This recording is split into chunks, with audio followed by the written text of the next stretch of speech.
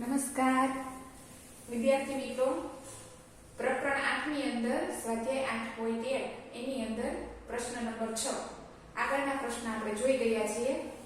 અત્યારે પ્રશ્ન નંબર 6 જોવાનો છે. તો જોઈએ, નીચે આપેલી જોડીઓમાંથી કઈ જોડી સમાન સંખ્યાઓનું નિરૂપણ કરે છે? હવે નીચે આપણને સંખ્યાઓ આપેલી છે, એમાંથી કઈ જોડી છે એ સમાન સંખ્યા છે, બરોબર? એ આપણે જોવાનું. સમાન સંખ્યા કોને કહેવાય એ સૌપ્રથમ જોઈ લઈએ. તો જોઈએ, સમાન સંખ્યા એટલે કે કાં તો બંને સંખ્યા ઋણ હોવી જોઈએ, કાં તો બંને સંખ્યા ધન સંખ્યા હોવી જોઈએ, કાં તો અંશ અને છેદ સરખા હોવા જોઈએ, એને સમાન સંખ્યાઓ કહીએ. તો અત્યારે આપણે જોઈ છે તો આ બંને સંખ્યાઓ આપણને કેવી દેખાય છે? અલગ અલગ દેખાય છે. હવે આપણે એમાં કેવી રીતે ખબર પડે? તો કે જો આ સંખ્યા છે અંશમાં અથવા તો છેદમાં, જો ઋણ સંખ્યા હોય તો એ સંખ્યાને કેવી સંખ્યા કહેવાય? ઋણ સંખ્યા કહેવાય. અને અંશમાં અને છેદમાં અત્યારમાં એક પણ નિશાની નથી એટલે આ સંખ્યાને ધન સંખ્યા કહેવાય. હવે તમને એક ઉદાહરણ આપું. દાખલા તરીકે 5/21 આ સંખ્યા હોય અથવા તો આ સંખ્યા હોય, આ બંને સંખ્યા છે ને ઋણ સંખ્યા કહેવાય. એવી રીતે આ સંખ્યા ધન સંખ્યા કહેવાય. એવી રીતે આ સંખ્યા ધન સંખ્યા કહેવાય. એવી જ રીતે આ સંખ્યાને પણ ધન સંખ્યા જ કહેવાય. સમજાય છે? અંશમાં અને છેદમાં બંનેમાં જો અંશમાં અને છેદમાં માઈનસ ની નિશાની હોય, ઋણ હોય, તો આ બંને સંખ્યા ઉડી જાય એટલે કે આ સંખ્યા પણ કેવી બને? ધન સંખ્યા જ કહેવાય. એટલે કે ધન સંખ્યા કોને કહેવાય અને ઋણ સંખ્યા કોને કહેવાય? તો આપણને ખબર પડે કે સમાન સંખ્યાઓ છે કે નહીં. હવે આપણે જોઈએ સૌપ્રથમ અહીંયા -7/21 છે એ કેવી સંખ્યા છે? એ ઋણ સંખ્યા છે. કેવી છે? ઋણ સમય સંખ્યા છે. ઋણ સમય સંખ્યા છે. એના પછી 3/9 3/9 એ કેવી સંખ્યા છે? એ ધન સમય સંખ્યા છે. ધન સમય સંખ્યા છે. તેથી આ બંને સંખ્યા સમાન સંખ્યા નથી. તો આપણે લખવાનું. તેથી -27/21 અને 3/9 એ સમાન સમય સંખ્યા નથી. સમાન સમય સંખ્યા નથી. એટલે કે -21 બરાબર નથી 3/9.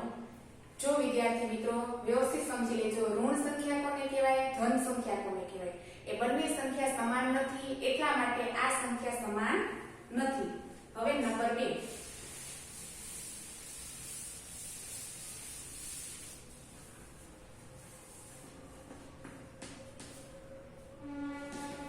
-16/20 અને 20/25.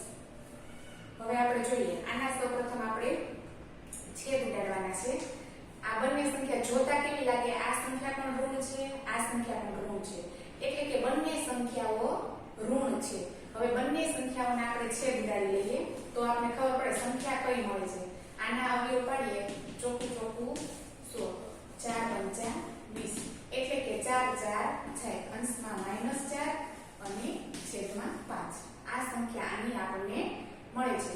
એવી રીતે 20/25 કેવા? -25. હવે આપણે આના અવયવ પાડીએ, 5 ચોખ્ખું 20, 25 25. એક સંખ્યાને તમારે માઈનસ દર્શાવવી પડે કારણ કે માઈનસની નિશાની છે. 5 5 જાય. ઉપર કેવા વિધા? 4/-5. હવે તમે જુઓ, આ બંને સંખ્યા તમને સરખી લાગે છે? બંને સંખ્યા ઋણ સંખ્યા, ઋણ સમય સંખ્યા જ છે.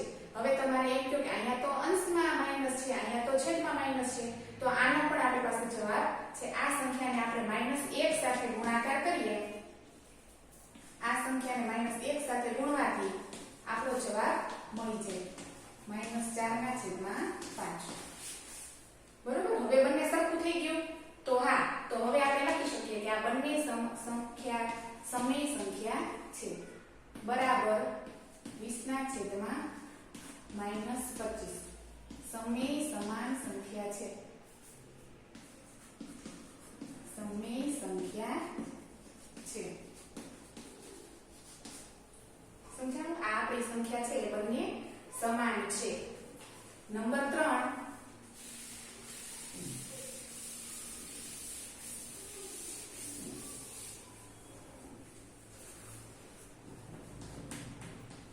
નંબર 3 ની અંદર -2 ના છેદમાં -3 અને 2 ના છેદમાં 3.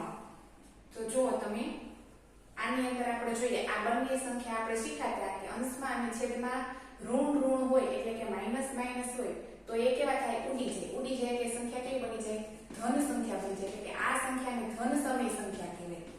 આ ધન સમય સંખ્યા છે અને આ સંખ્યા કેવી છે 2 ના છેદમાં 3 છે એ તો ધન સંખ્યા જ છે દેખાય છે બરોબર આપણને એ સંખ્યા ધન સમય સંખ્યા જ છે. તો આપણે જવાબ લખી શકીએ કે આ બે બંને છે બરાબર સમાન સમય સંખ્યા છે. સમજાણું? આ આપણી સમાન સમય સંખ્યા છે. હવે નંબર 4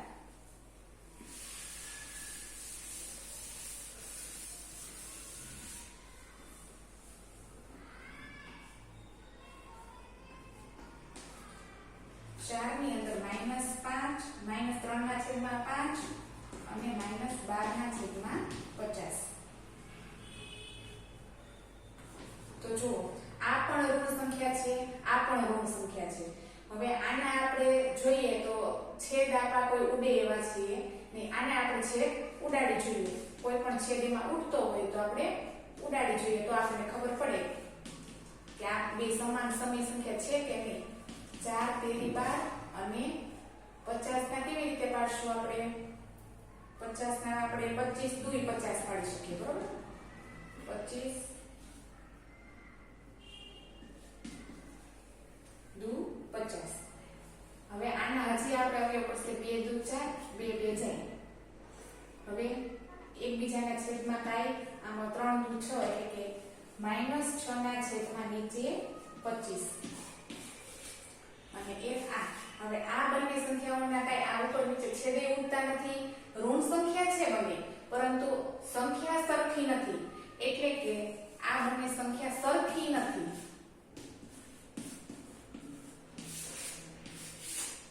આ બંને સંખ્યા સરખી સમય સંખ્યા નથી. નંબર 5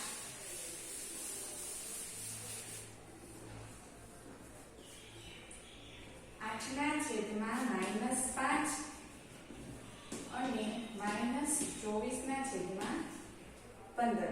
હવે આને આપણે જોઈએ આ પણ ઋણ સંખ્યા છે આ પણ ઋણ સંખ્યા છે કારણ કે છેદમાં છે અહીંયા અંશમાં એ ઋણ જ કહેવાય. હવે આના છેદ ઉડાડશું તો આના કોઈ છેદ ઉડે એમ છે નહીં. આ સંખ્યાના છેદ ઉડાડીએ 8 તેરી 24 અને 5 તેરી 15 એટલે કે -8 ના છેદમાં 5.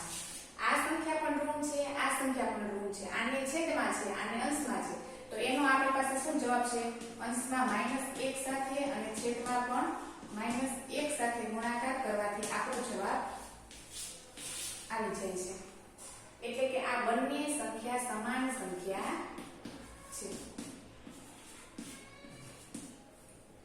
બંને સંખ્યા સમાન સંખ્યા છે.